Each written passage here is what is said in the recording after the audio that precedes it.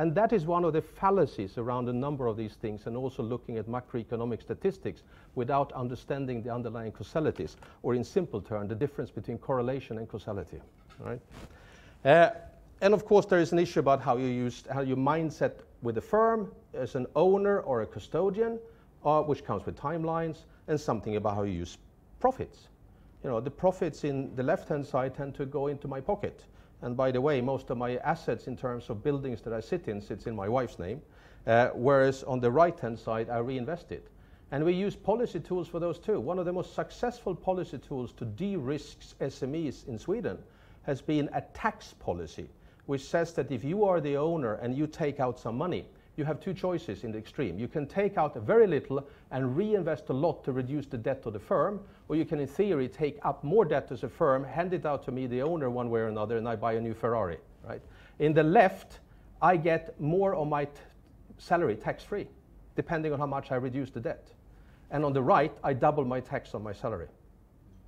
Right? In other words, there is a tax policy that encourages taking away debt from the firm, which means de-risking the firms, which means survival rate goes up. And you will find, for example, Sweden has a lower startup ratio than many other countries in new firms, but the success rate of startups are extremely high. So the net effect is we have a very large growth of new firms, but it's not based on huge number of startups where many fails. It's based on a relatively low number of startups where almost everything succeeds. Productivity is key. We can never get away from that. Productivity is fundamental, but you want two things. You want both productivity increase and labor utilization increase, right? That's what you want. You want people to have gainful employment while you are competitive and increase your productivity. And I will just direct you, these are OECD numbers, I'll just direct you to the 2009-2010 numbers, which are interesting. If you look then, for example, in the productivity issue in the middle, you can compare the second line, or the two first one, which is Finland and Sweden, with the third line, which is Australia, which you can see there is no improvement. None. And if you look at the last 10 years, you basically get no improvement either. Right? So Australian productivity improvement has been extremely poor over the last decade. That is just not possible in a high-cost environment. In a high-cost environment, you have to increase productivity more than anybody else. That follows from being a high-cost environment. And then that has to lead to local industrial growth, which means you need a higher labor utilization as well. So these are critical issues. And the proof of the pudding is your ability to sell things that are expensive. That's the proof of the pudding. The OECD tends to use a measure which basically divides your export as a country into three groups. Things that are more than 30% more expensive than what you can buy elsewhere on a comparable type of goods.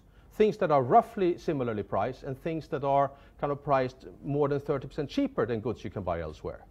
And I'm just pointing out, again, I happen to have the numbers for Sweden handy for obvious reasons. The Swedish exports were distributed 40% for a high-priced goods. So 40% of what the country of Sweden exports is priced more than 30% more expensive than things you can buy providing the same services and solutions from elsewhere. 50% is comparatively priced, and 10% is cheaper, mostly logs, okay, and pieces of wood, right, things like that. And that hasn't really changed. But if you look at the change, you can see the country is constantly upping the share of goods it sells, which is expensive. And that's the same for Germany. It's the same for Switzerland. It's the same for Finland.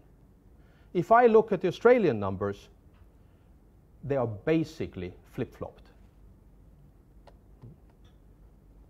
And that is because you come from a low-cost environment where you sell on price.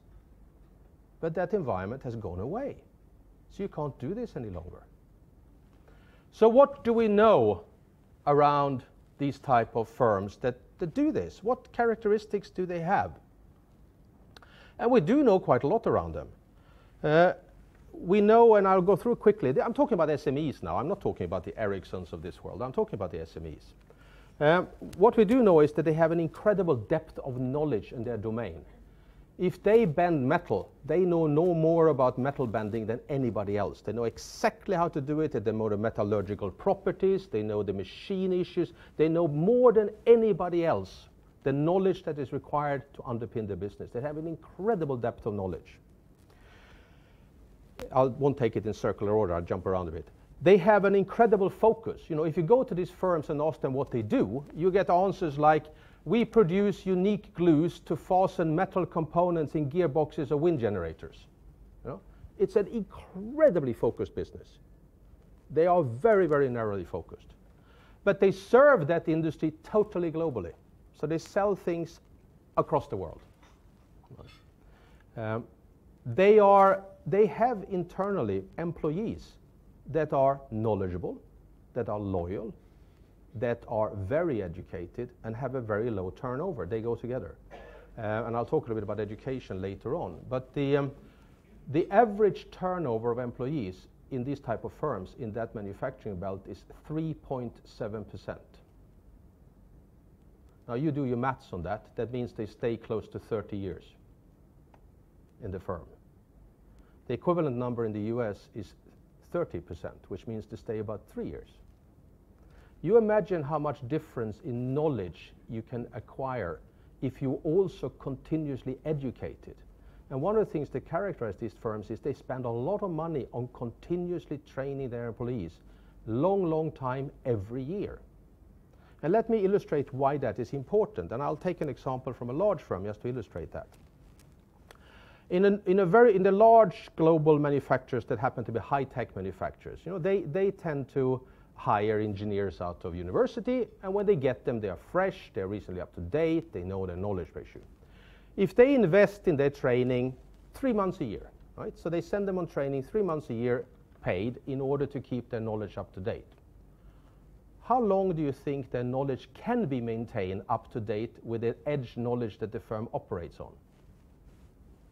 The answer is around 3 years. So after 3 years, these people are out of date no matter what, right?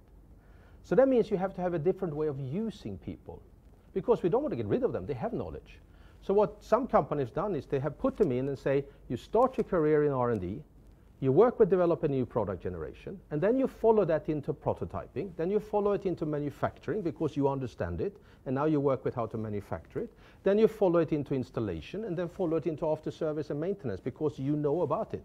So what it does is it locks you into kind of a technology generation, and there you can create value for the firms. And some of these guys have, I mean, most of these products that these type of firms sell last forever, you know, be that a large truck from Scania, or be that a set of roller bearings from SKF, or be that an infrastructure telecommunication system from Ericsson's. You know, they have 20 years lifespan, these things. So you can follow them like that. But it means that, you know, this ability to stay on top of the game is critical. And yes, you need to train people, but even if you train them a lot, it just isn't enough to keep them there forever. Then there is something around, of course, offering very good products and services, and all these firms offer product service systems, and some even offer solutions, and that's, I'm not going into the distinction between those two. But the product service system is this important. Most services in the places we come from are provided by manufacturing firms, which is why we say service economy is an idiotic statement. And the reason is that 60% plus of all services are produced either by manufacturing firms or on behalf of manufacturing firms. And out of the remaining third, 10% is high-value services like accounting, consultancy, investment banking, for whom most of the customers are manufacturing firms. That means if you kill manufacturing, you kill services.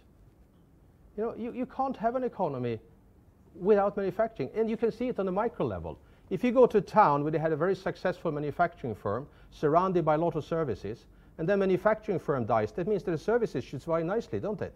Because we can live without manufacturing in a service economy. You know? Of course they don't. They die. There's nobody there to maintain the economic activity for them. So these are inseparable, right? So all these firms offer product service systems. They offer services. And some of them are classified as service companies. I'll give you a simple example. Ericsson as a firm has 98,000 employees. Let me give you the quick distribution. 22,000 is R&D. 50,000 is services and solutions. 26,000 is administration and manufacturing. So by definition, it's a service company. Right? It's just that if you kill manufacturing, there will be no service and there will be no company.